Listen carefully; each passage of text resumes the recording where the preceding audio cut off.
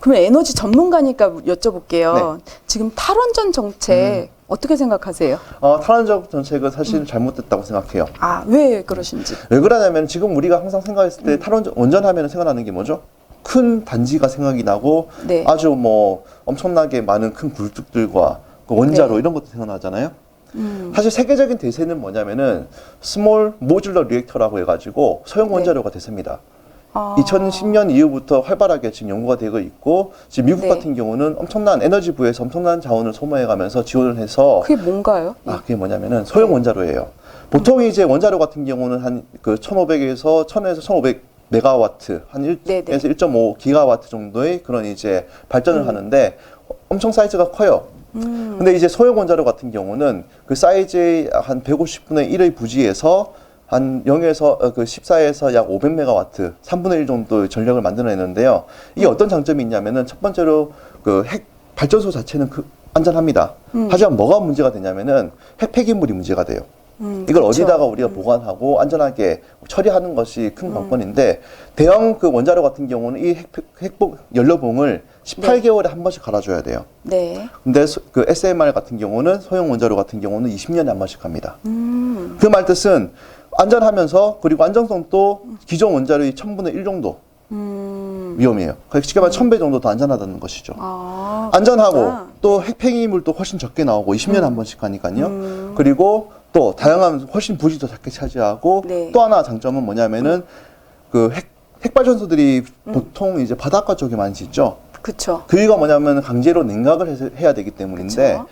이런 소형 발전소 같은 경우는 소형 핵발전소 같은 경우는 네. 지하수로 충분히 냉각이 가능해요. 아, 그래요? 그 말 뜻은 내륙에도 충분히 지을 수 있다는 거죠. 지금 이런 기술들이 대세고 지금 미국 같은 경우는 이미 2023년부터 지금 그 설계도는 이미 통과했고요. 2023년부터 2029년까지 12기를 3조 7천억을 들여가지고 짓는데 이것을 만약에 기존 원자로로 지었으면 23조가 들어갑니다.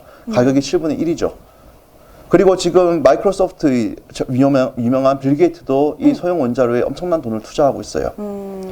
이 세계적인 대세를 가지고 있는 이 핵 원자로를 우리가 포기할 것은 아니라고 생각하고 또 기존에 있는 그런 여러 가지 기술들이 지금 훨씬 더 많이 발달해가지고 그것들을 첨사적으로 우리가 충분히 자원으로 사용할 수 있는데 그것을 포기한다는 것은 큰 손실입니다.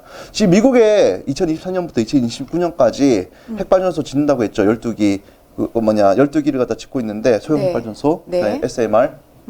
그 공급업체가 두산입니다.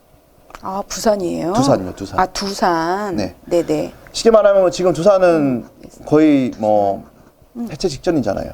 원자력 사업이 거의 이제 탈원전 시대가 되면서 지금 많은 부분에 있어서 참 큰 어려움을 겪고 있는데요.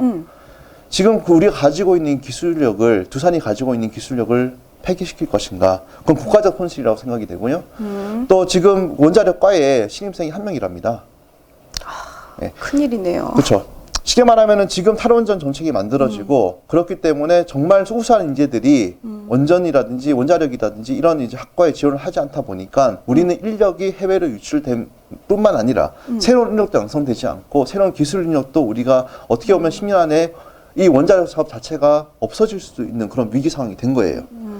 그것은 옳지 않다고 생각하고 또 우리가 미래의 기술을 봤을 때 위험한 부분을 갖다가 안전하게 만드는 것이 맞는 것이고 수소도 생각해 보면은 안전한 건 뭐 지금 우리가 생각하면 그렇게 뭐 100% 안전하냐 또 그건 아니거든요. 그럼 왜 수소는 되는데 원자로는 안 되냐? 그건 어떻게 보면 모순된 점이 있다고 생각하고요.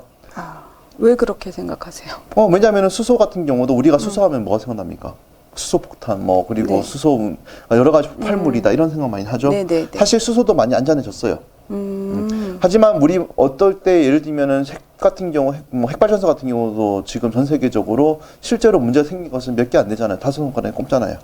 체르노빌 하면 70년 되고 그쵸. 이번에 지진으로 인해 가지고 후쿠시마 이 정도인데 수소 같은 경우도 사실은 여러 가지 방면에 있어 가지고 여러 가지 사건 사고가 있었죠. 네.